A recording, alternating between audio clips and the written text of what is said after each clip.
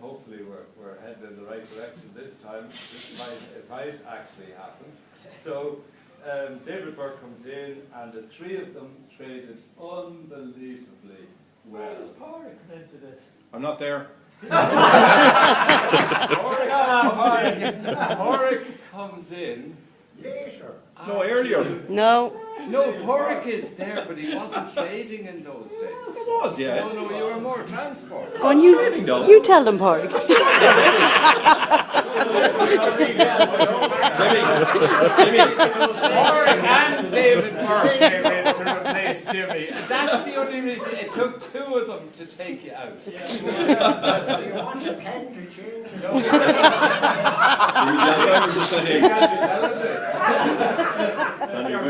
Sorry, Pádraig, you're absolutely right. And my It's already on Facebook. So, anyway, the four of them Jesus, my traded battery's not gonna last. unbelievably well Get on with until it. December of last year, when Jimmy finally decided to retire. So, I have to read the rest of it, Jimmy. Oh, God, Handkerchiefs now. Oh,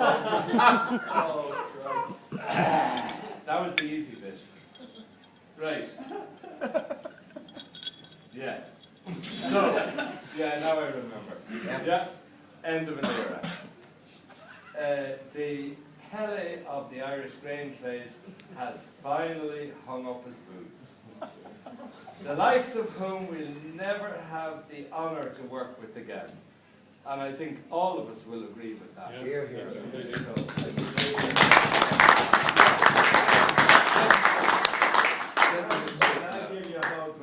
No, you can give your wife a kiss, because David Budge will be kissing her tonight. Pele started to advertise for the Igra after you retired, though.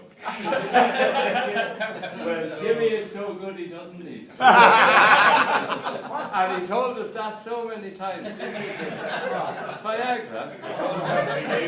What's Viagra? When did you get the Alzheimer's?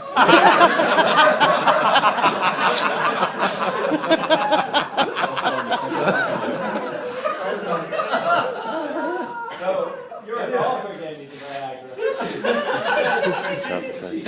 David Baldwin, our friend. Sandra. Sandra's Right. leaving. okay, we're on the soppy bit now, okay? So, right. So, Jimmy was like the father figure to all of us. And He's done that out. no, but he was. We all relied on Jimmy. There is no doubt about that. But it wasn't all about work. You'll have to all realise that Jimmy was a great sportsman. Tennis was one of the things that I could beat him in a lot of things, maybe, selling a bit more grain here and there.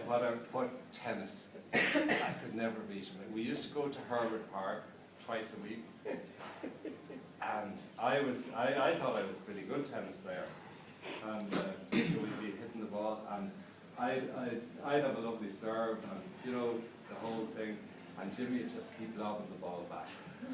Keep lobbing it up there, right up, miles in the sky. And of course, then I'd go for the big smash and straight into the net every time. And never, no matter how I said I wasn't going to smash the ball into the net, I'd just lob it back to him.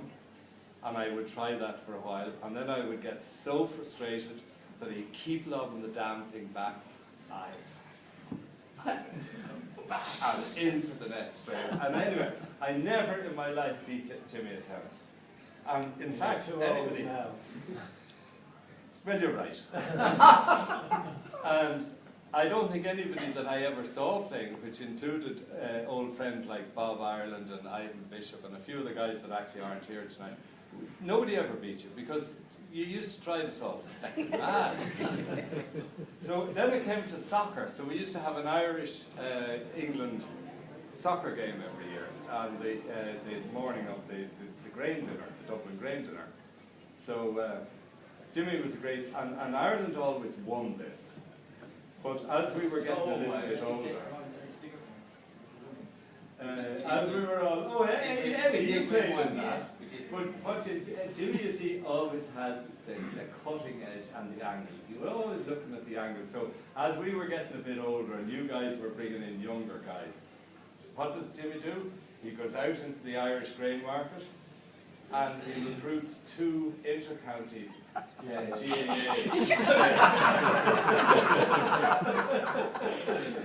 And of course the English come out with a big swagger and they see all these rough-looking Irish fellas and think they're going to flip and walk it. You know, they'd all the style and they looked the part. But at the end of the day, we just set these 2 Rottweilers on and flew them out of it was, do you remember that, Jimmy? It was extraordinary. You were the weakest link.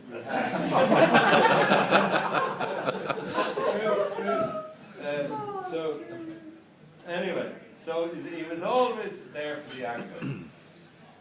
So, Jimmy, for Rory and I, thank you for the 30 years of friendship, hardship, and as you'd say yourself, sometimes no ships at all.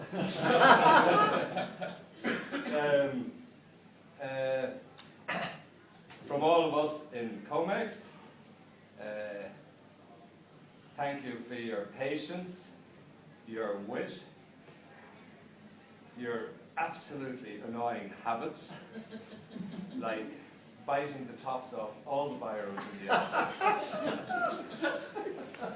Your brilliance, and most of all, your help and kindness when it was needed. Here, here. Am I crying now? No, I haven't finished.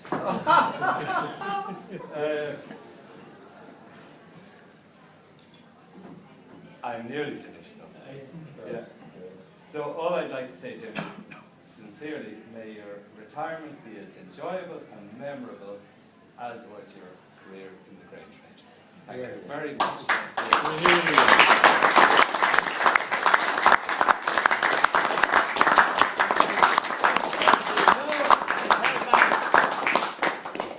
Okay, we have a wild card. So we have a wild card. I tried to control him earlier on, but I obviously can see I have lost my ability to control people. Some of the time. I think somebody has to stand up and thank Peter and Comex as part of this dinner, which we've all enjoyed.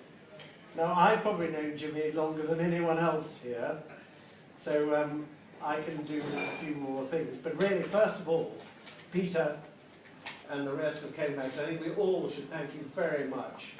And it is you're very generous, and on behalf of Jimmy as well, to give us all such a superb dinner and to bring everyone together. But now the other thing is, you know, probably you don't really know Jimmy quite as well as I do. But Jimmy has an interest which is called Burnley Football Club, which you know is one of those sort of leading lights. But Burnley Football Club used to have a thing which is called Golden Years, which were between about 1947 and 1976. Leighton James. And they were actually, they had wanted Jimmy McElroy, who has a stand named after him, now at Turf Moor. But I understand that through the generosity of Comex, that there might be a Gorman stand coming. You know, these things, great things happen to great people. I think we should call it the McCormick stand. Peter, I should see your face. But no, in fairness, Jimmy has given all of us a great enjoyment and a great love of everything we do, and he is one of the most friendly people you will ever meet in your life. No one could ever say they hadn't met Jimmy and not felt great friendship. And I really, personally, on behalf of us all, wish him all the best, and I also, on behalf of us all, thank Peter and the firm for giving us such a good dinner. Thank you very much. Here, here.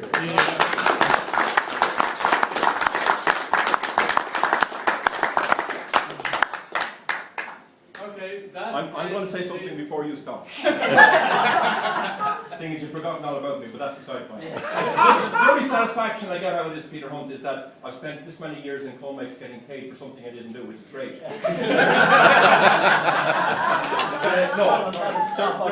Exactly. There's a tradition since I've been in Comex, and it's one that I think shouldn't be broken here tonight, particularly as it's Jimmy's farewell due for Comex. And that tradition was Mike Stringer singing on the telephone happy birthday to people. Oh. And next month, on the 14th of May, next month, Jimmy Gorman will have his birthday, and it's a special birthday. It's his 70th birthday. And I think it would be only right and fitting if Mike maybe would sing him happy birthday. Now, it's whatever. Hold on, Peter.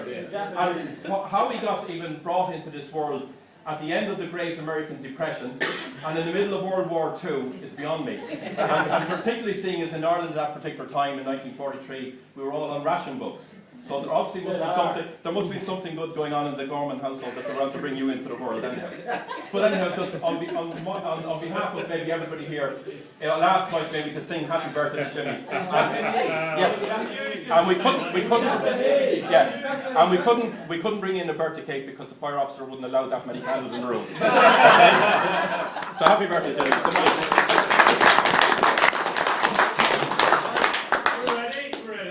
Stand up! And in Japanese now. I'll do it anyway. Japanese. No, well, I'll do it in English. No, Japanese.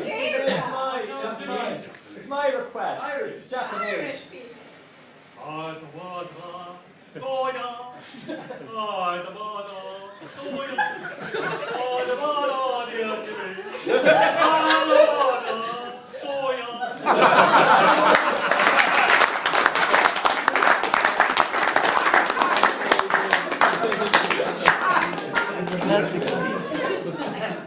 We done.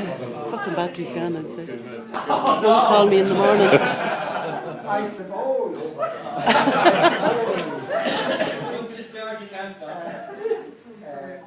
Thank you for the invitation for my wife and myself in the first instance. Unfortunately, Deirdre couldn't come, but however, I overcome that problem.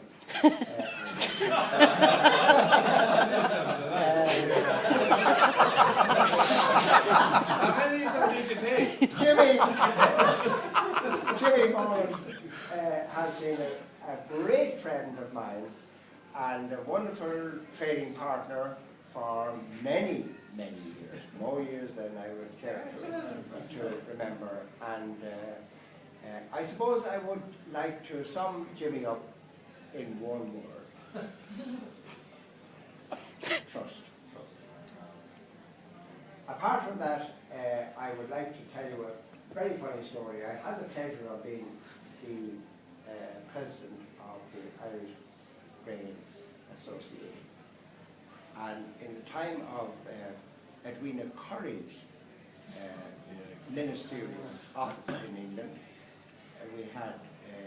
I was invited to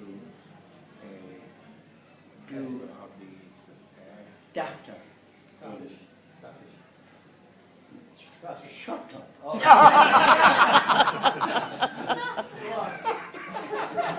right, I guess. In London. And the egg business had become sour at the time, and the chicken business was equally sour. And the menu had been set for chicken, main course. But just like that, it was guinea fowl, which I thought was a marvelous, wonderful enterprise. Anyway, I was sitting at the top table, and I saw my friend Jimmy and all his colleagues, probably including Bob Bernard and Peter and his friends, down at the table in the distance. So I got a roll and I ruffled it up, put it on a plate in about 1,000 crumbs. And I went down to the top table and I said, here you are, crumbs from the rich man's table.